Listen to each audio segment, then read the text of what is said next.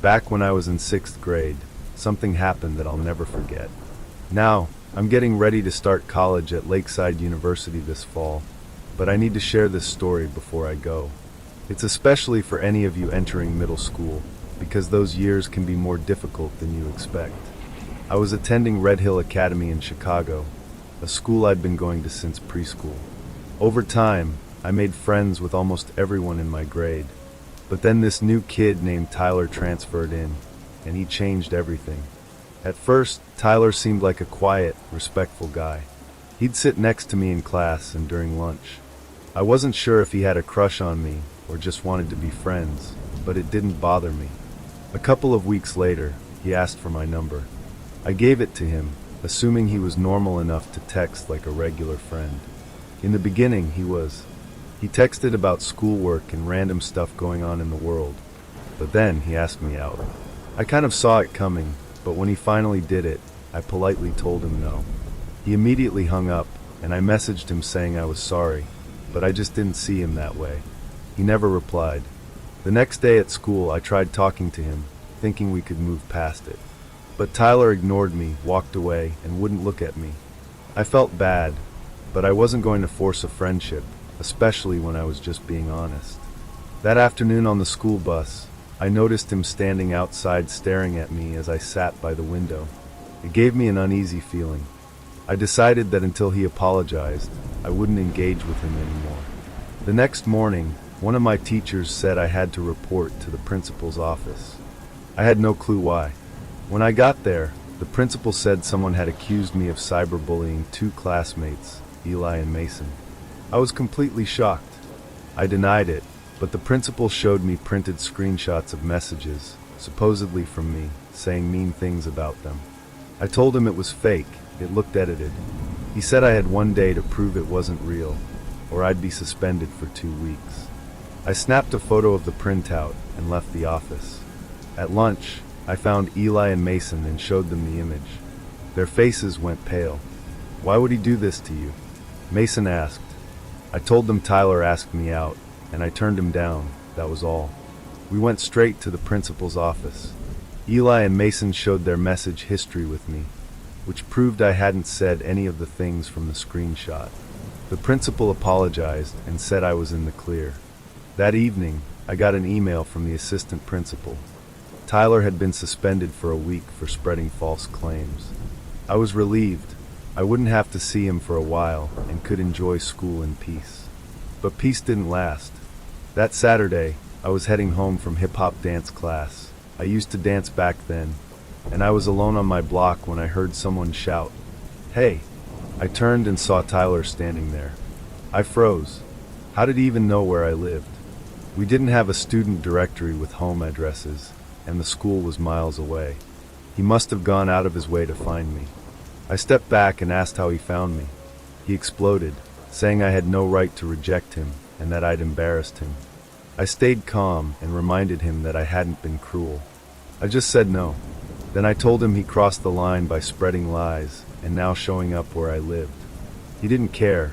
He was yelling, and at one point, raised his fists like he was going to hit me. I screamed for help and ran toward my apartment building. Luckily, the security guard was at the entrance.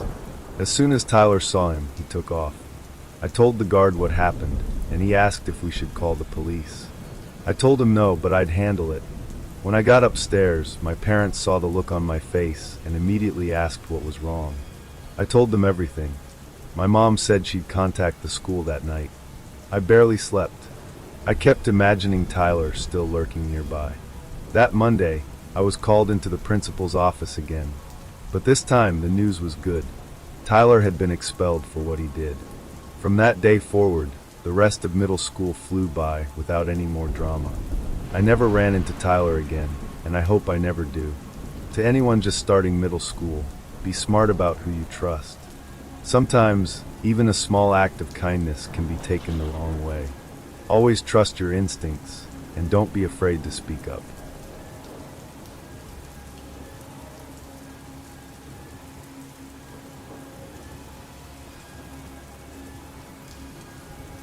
This all happened about a year ago when I was finishing my final year at Crest Hill Secondary School in a small town in northern Oregon. I was 17 at the time, and my name is Alex, a white gay teen who always felt a bit out of place. The school was pretty traditional, with most of the boys being straight and often quietly judgmental. No one ever outright bullied me, but the looks and whispered comments made it clear how things really were. There was one former student who always caught my attention, Elijah. He had graduated back in 2016 and would frequently stop by the school. Elijah was openly gay and black, and unlike anyone I had ever met. He was unapologetically himself, confident, funny, and respected by nearly everyone. Eventually, he became the assistant coach for our school's performance squad, which mostly performed at pep rallies and games. Back when he was a student, he had also been the only guy on the team. Elijah took a special interest in helping me and the other dancers during practices. He'd often joke about how the guys always brought more energy to the team. Sometimes I felt like he understood me in ways no one else did. I didn't have a car, so I would walk to and from school, and Elijah eventually started offering me rides. "Hop in, superstar," he'd say with a grin. "Only driving the cutest dancers today." I thought it was just teasing, harmless fun from someone I admired. Those rides turned into hangouts. We'd grab snacks, listen to music. He introduced me to classics like Earth, Wind and Fire and Prince. He'd tell me stories about his college life and how freeing it felt to be surrounded by a welcoming LGBTQ community. I started to look forward to our time together more than anything else. I thought maybe it was love, but the truth was, I was 17 and he was 26. The gap was too wide. As much as I looked up to Elijah, I knew deep down something wasn't right. By spring, the season was ending, and so were our events. I decided to stop talking to him. I didn't say goodbye, I just ghosted him after the last home game. It felt like the safest choice. That's when everything changed. A few weeks later, during a literature class, I noticed someone waving from the window. It was fast, just a hand, but then I heard a soft tune being hummed. It sounded like an old Prince song. Then my phone buzzed. Elijah had sent a picture of himself outside the school, smiling with the message, "Come meet me in the locker room, just for a minute." It freaked me out. We didn't even go to the same school anymore. What was he doing here? Just then, my teacher looked out the window and said, "Elijah?" She opened it, and sure enough, he climbed right through, joking with the class like nothing was weird. "Just finding a new way in," he said. Everyone laughed, but I didn't. I felt cold inside. Later that night, I heard tapping at my bedroom window. Elijah was standing there. I froze. He whispered, "You're not sleeping alone tonight," and crawled inside. He locked the door and laid on the floor, saying, "Just sleep. I'll watch over you." I cried myself to sleep. The next morning, he posted a photo of me sleeping with the caption, "Sweet dreams, little Alex." Rumors exploded. At school, people whispered, "Hey Alex, did your babysitter tuck you in again?" Or, "Is stalker Elijah coming to class today?" I was humiliated. One day, I saw his car following me home, keeping a distance but clearly tailing me. When I reached my house, I heard a car door slam. Elijah had followed my mom home, and now stood on the driveway. "Why'd you stop talking to me?" he asked, grabbing my arm. "We had something special." I pulled away and told him I was a minor, to leave me alone. He smirked and leaned in. "What about when you turn 18? That's when I called him out. "You're a predator." He laughed. "You think you were the only one? That's adorable." Then he started singing a disturbing song he made up. So young, so smooth, Elijah's always in the mood. I ran inside, locked every door, and broke down. I told my mom everything, and she wanted to report it. I begged her not to. I just wanted to move on and graduate. A few nights later, I went to a small house party hosted by my friend Lizzie. She promised Elijah wouldn't be allowed in. But around midnight, I got a message, a photo of Elijah drinking with Lizzie and some others. My stomach dropped. I confronted Lizzie, but she brushed it off. Before I could leave, Elijah called out, "Ignoring me, Alex? Bad move." He ran up, tackled me, and shoved a wine bottle into my mouth. forcing me to drink. I gagged and tried to fight back. He yanked down my pants and spanked me in front of everyone, then poured beer all over me while singing that disgusting song again. I was in shock. No one helped. Some even laughed. That was the last time I saw him. I moved to college in Seattle shortly after, and life finally feels normal again. Safe. But I still get chills when I think about what could have happened if I hadn't cut ties.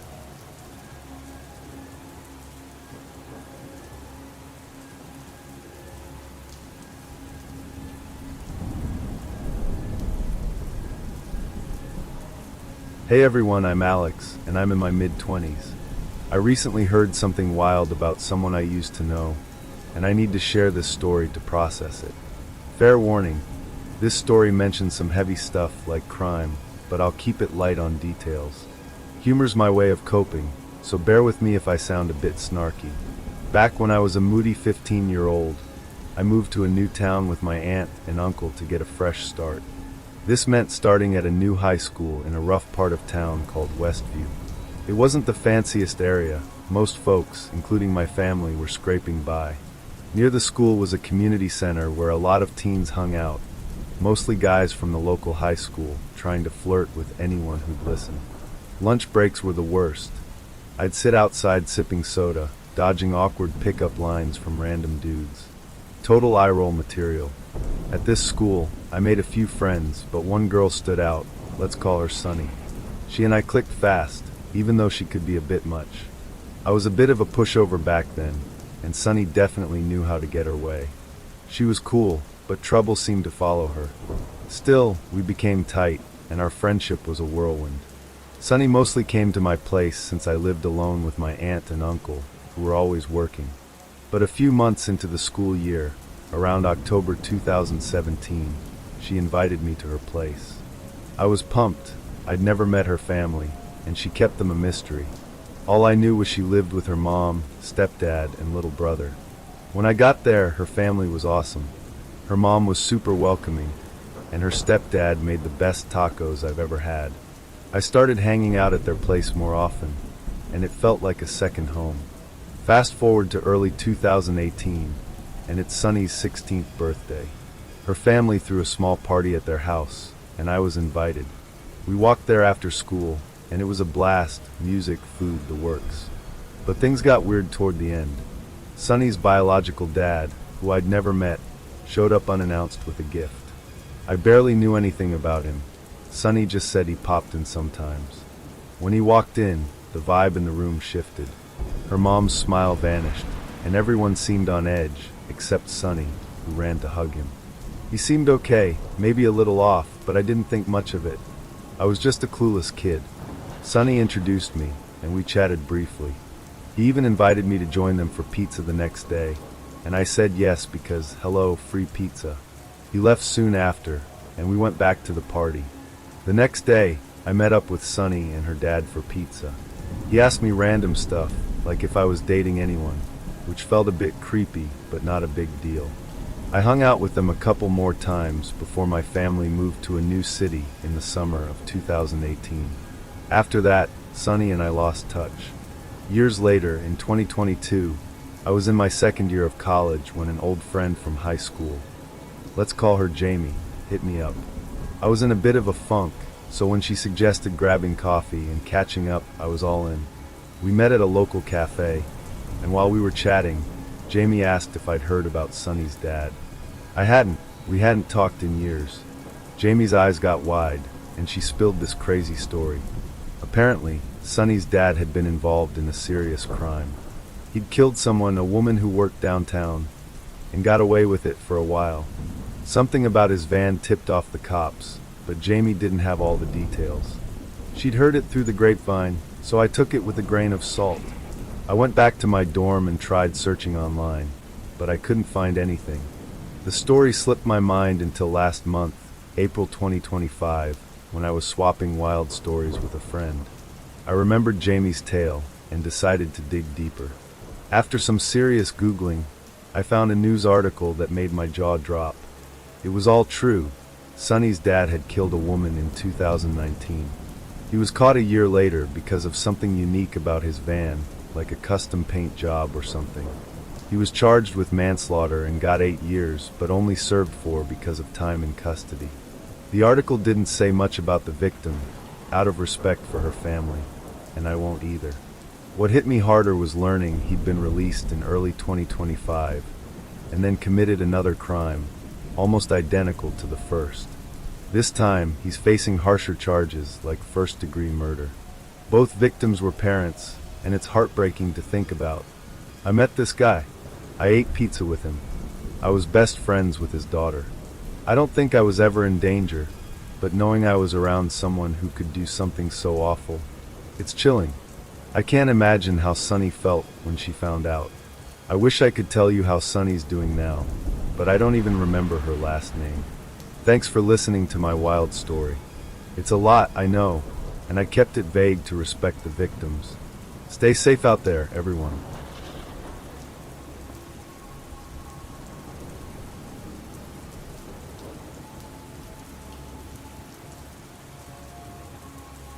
When I was 14, I was a super shy freshman at Willow Creek High. I'm now 22, looking back on this weird experience. I had a tight crew, 2 friends who took me in after I moved to my mom's place in a new town. Let's call my best friend, who was also my first crush, Liam, and the other guy, Noah. We were inseparable. On the first day of school in 2018, I met this guy in my art class, let's call him Caleb, who was 17 and kind of odd but friendly at first. I didn't think much of it. Lunch was my favorite time because I got to hang with Liam and Noah. One day, Caleb just plopped down at our table. I thought maybe he knew them, so we kept chatting about classes and teachers. But after a couple of weeks, Caleb started freaking me out. He'd pop up everywhere, hallways, library, even near my locker, and stood way too close when he talked. I use a wheelchair, and he'd lean in, which felt super uncomfortable. When I asked him to back off, he'd point to other guys nearby like Liam, saying they stood closer. I brushed it off but felt uneasy. In art class, we had projects where we'd sketch in small groups around the school.